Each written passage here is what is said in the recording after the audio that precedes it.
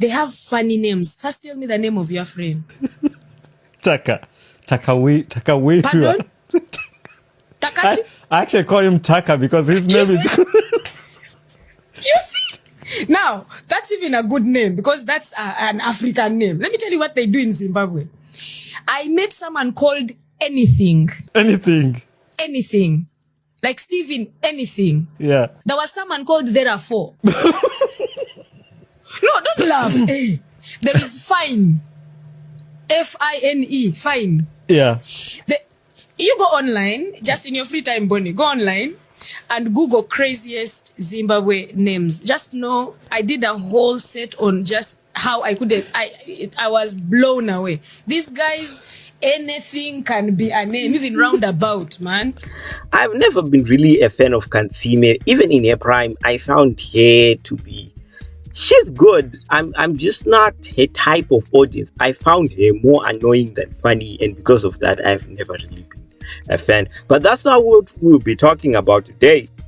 I saw this recent podcast she did where she talked about the silly names in Zimbabwe. She was in Zimbabwe a few weeks at most, and I have lived in Zimbabwe almost 30 years. So I am here to tell you that I think I can smell shit. She was in Zimbabwe a few weeks at most, and I have lived in Zimbabwe almost 30 years. So I am here to tell you that yes, I can definitely smell. Now, don't get me wrong, we do have our uncanny names here and there, like Takaite Maskati, Lovejoy, Prudence, Love More, but still, those names are not even that bad either.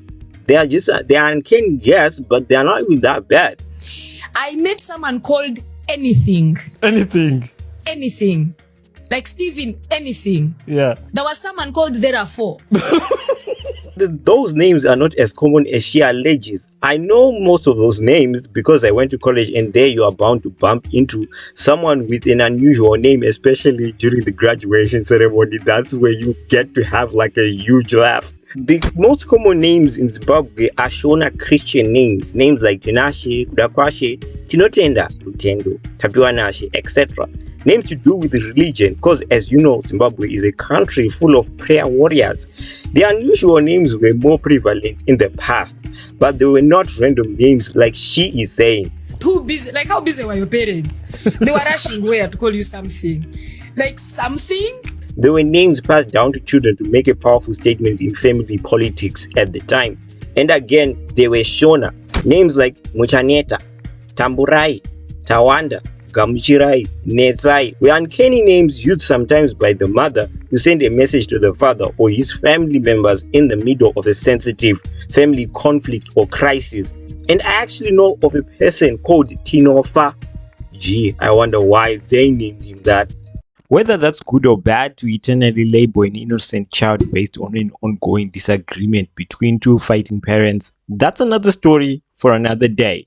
And besides, that's beside the point. Because if there's one thing about us Zimbabweans, one of the most literate people in the world, is we put a lot of thought when we name our babies. So the Zimbabwe she is talking about here, I don't know what she's... Are you calling her a liar?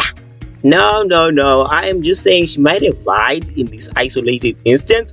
But if she does this often, then the shoe definitely fits. Yes, I am calling her a liar.